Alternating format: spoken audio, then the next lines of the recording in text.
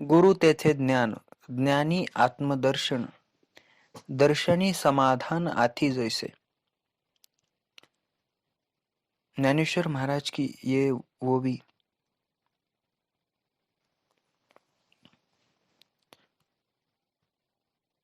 क्या कह रही है कि जहाँ गुरु है वहाँ ज्ञान है, और जहाँ पर ज्ञान है वही आत्मदर्शन है, और जहाँ पर आत्मदर्शन है वही समाधान है, वही समाधि है।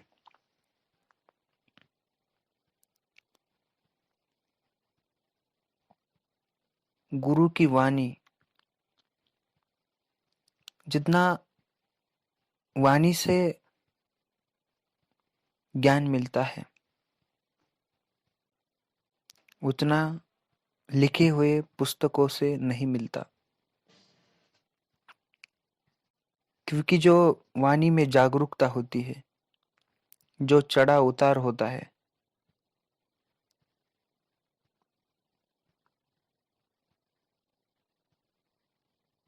जो ठहराव होता है,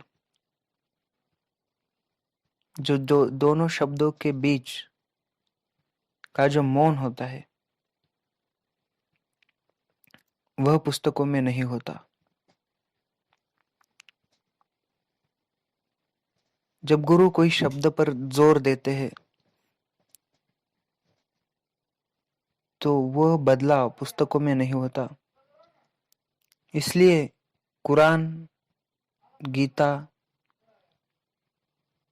ऐसे जो अनेक ग्रंथ है, उनमें जो लिखा है वह सच है, लेकिन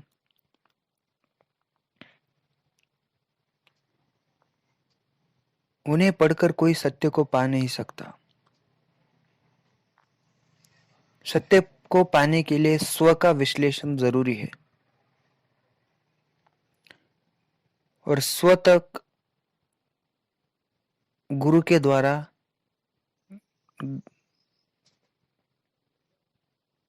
जाया जा सकता है।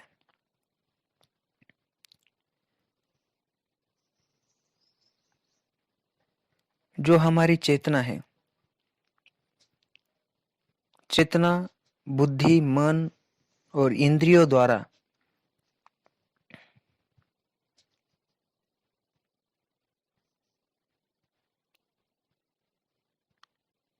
यहाँ प्रकृति में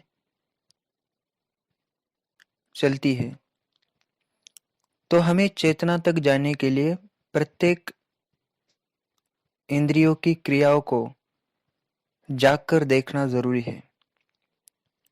प्रत्येक भाव दशाओं को, प्रत्येक मन के विचारों को, अच्छा या बुरा इसका कोई सवाल नहीं है। हमें सिर्फ जानना है कि मैं कौन हूं।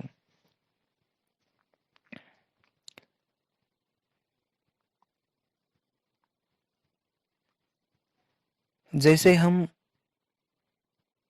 किसी विचार के बारे में जाग जाते हैं या किसी भावना के बारे में जागते हैं, तो हम उससे मुक्त होते हैं, उससे हम पार हो जाते हैं। और जैसे जैसे हम हर एक क्रियाओं को, जीवन की हर एक क्रिया कह रहा हूं मैं, वो जागृति में हो, स्वप्न में हो या सुसुप्ति में हो, जब हम उनके प्रति साक्षी भाव रखते हैं, सभी क्रियाओं के प्रति मैं कह रहा हूं 24 घंटे, तो हम उन क्रियाओं के पार चले जाते हैं। कर्म करते हुए भी हम कर्म के पार हो जाते हैं, अगर साक्षी भाव है तो। अगर साक्षी भाव नहीं है तो हम कर्ता हो जाते हैं, और जहां जहां कर्ता है वहां मैं है, और जहां मैं है वहां दुख है।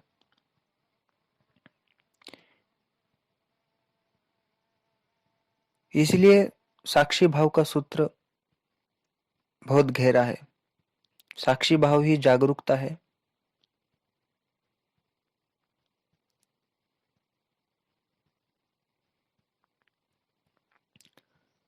तो जैसे जैसे आप जागते जाएंगे, लगभग 3 महीने अगर आप लगातार जागते रहोगे, तो आप पाएंगे कि आप भीतर अलग है और आपका शरीर अलग है। आपको आपका दर्शन आपके शरीर के भीतर होगा।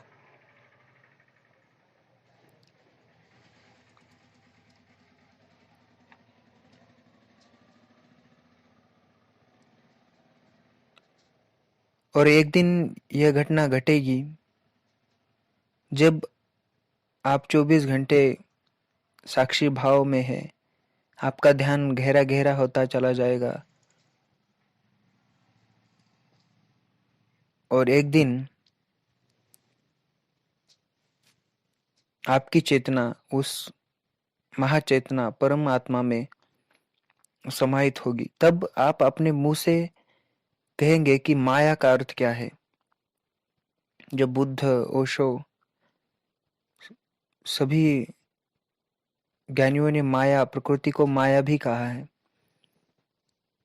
तब आप जानेंगे कि माया क्यों कहा है। क्योंकि हमें अभी यही सत्य की अनुभूति है, इसी प्रकृति की अनुभूति है, हमें दूसरे सत्य की अनुभूति नहीं है। जब उस सत्य की अनुभूति होती है तो हमें पता चलता है कि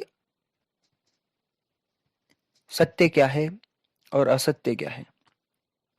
माया का मतलब है कि यहाँ कोई भी नित्य नहीं है, यहाँ हर समय बदलाव है, यहाँ पे ठहराव नहीं है। ज्ञानेश्वर महाराज कहते हैं कि उपजते नाशे नाशेते पुनरपि दिसे, हे घटिका यंत्र जैसे प्रवर्तलेगा। मतलब जो यहाँ पर उगता है वो नाश होता है उसका, और जिसका नाश होता है वो फिर से उगता है। मतलब ये एक वर्तुल है, और वर्तुल से बाहर आने के लिए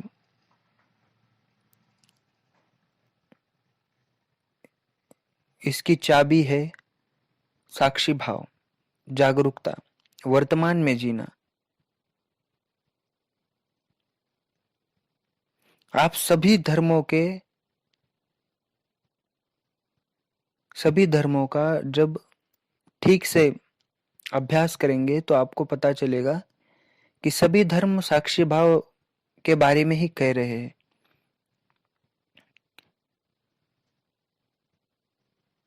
तो जब हमारी समझ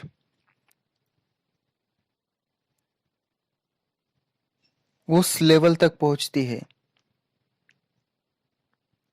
और जिसको सत्य की प्यास है वो किसी भी धर्म में जन्मा हो, उसका तो कोई धर्म नहीं होता। जब समाज में हम आते हैं तो समाज हम पे, तुम इस धर्म में के हो, ऐसा ऐसे कहते हैं।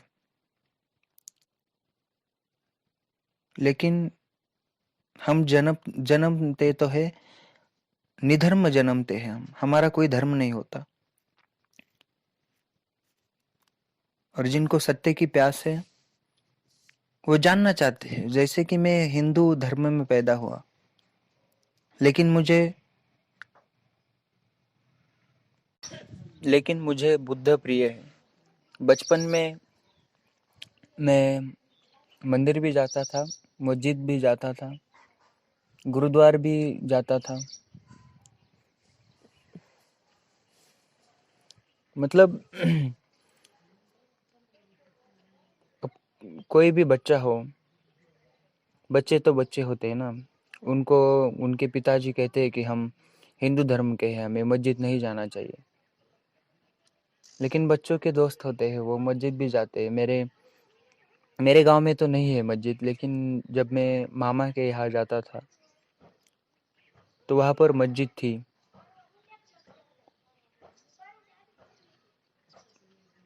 मुझे उतना मतलब भेदभाव नहीं था, कि उनसे दूरी नहीं थी, कि उनसे घृणा नहीं थी।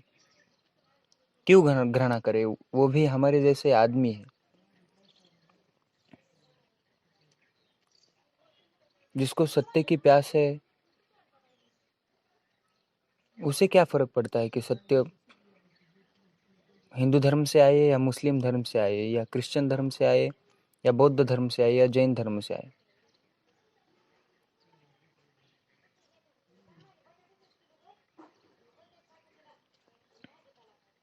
और जो प्रयत्नशील है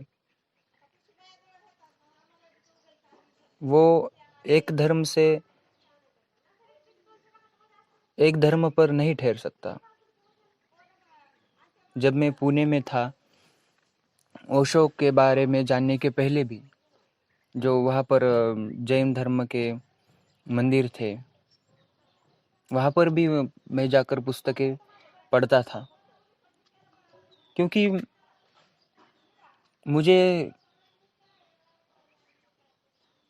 वो जो उनका ध्यान है, उनकी बैठने की शैली है बुद्ध की, महावीर की, मुझे वो आकर्षित करती थी।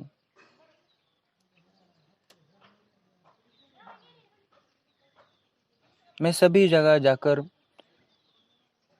ज्ञान पाने की कोशिश करता था।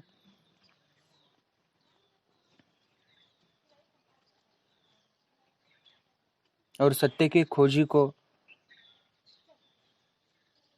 हमेशा खाली रहना होता है, क्योंकि जो खाली रह सकता है वही तो ज्ञान पा सकता है।